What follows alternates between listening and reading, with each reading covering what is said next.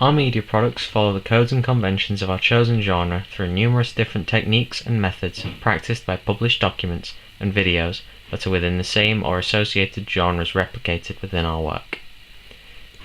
In my front cover, I paid homage to a famous location featured in post-apocalyptic merchandise known as Rivet City. In paying homage to it, I have established a link between the two products and implied that they belong to the same genre. Another way in which I have paid homage is the design of my magazine. I took some inspiration from the conglomeration of metallic sheets and leather pads featured in the cult classic Mad Max, an important film in the genre's history, and made the general feel of my magazine out of metallic panes with bolts in them. In our research, we paid attention to the more recent films that follow the same subgenre of our film, as our trailer does. These include the monstrous hit film 28 Days Later and the cult classic Dawn of the Dead. After noticing several key traits within both of these trailers through our evaluations, we decided to reuse several techniques they featured to show our understanding of the genre, as well as establishing it to any die-hard fans of the genre.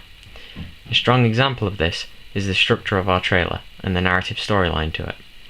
We decided to copy the narrative and pacing of Dawn of the Dead, utilizing its atmospheric sequences and its ability to clearly express the plot in the structure of our trailer, starting off at a slow and appropriate pace for establishing the lore of our movie, and gradually speeding up in order to express the fast-paced violence and action-type shots to enable us to have a much more creative room with both the score and the actual trailer as possible.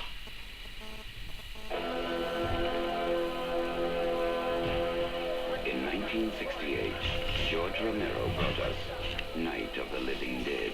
It became the classic horror film of its time.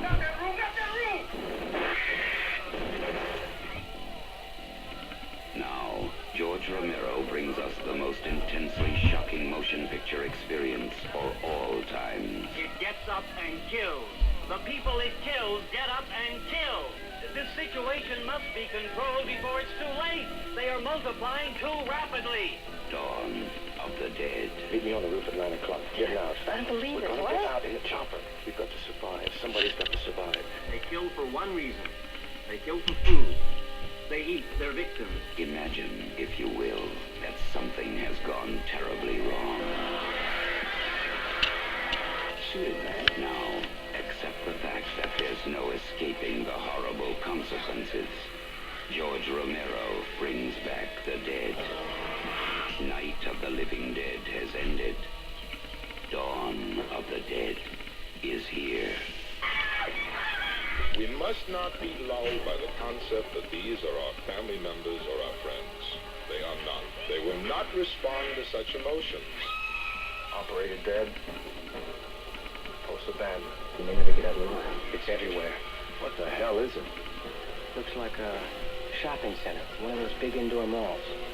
What are they doing? Why do they come here? Some kind of instinct, memory, what they used to do. This was an important place in their lives. What is it? We've got a war.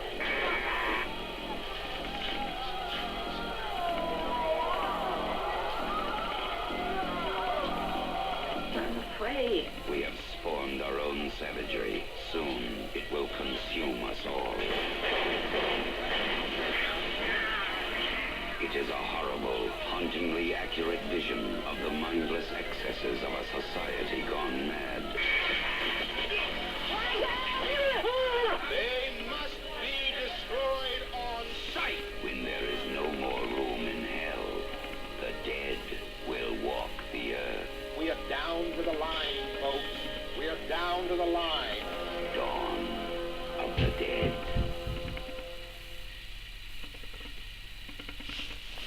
In our previous year of work, we looked at the different character archetypes and roles that these have within a film. Through our understanding of these, we applied them to a post-apocalyptic scenario, and through research with occult media representations of a zombie apocalypse.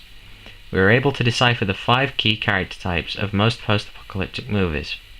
These are the hero, the badass, the asshole, the escort, and the damsel. We instantly reflected these within our structure and group dynamics in the screenplay, with characters that expressed each of these different character types. The hero was Steve, as portrayed by Roy, our protagonist who has a serious personal issue to overcome, as well as keep the group alive and safe. Jamie, who played the badass of the group and the protagonist's helper. The asshole was played by me, who put personal survival over group problems. The escort was Liam, who was the youngest of the group, and as such needed the most protection in the group. And the damsel was Alex, who Steve needed to save to solve his personal issue. This strongly influenced our screenplay and narrative of the trailer, making it important to establish the primary quest of the piece as the personal issue that Steve has to overcome with the assistance of the other group members.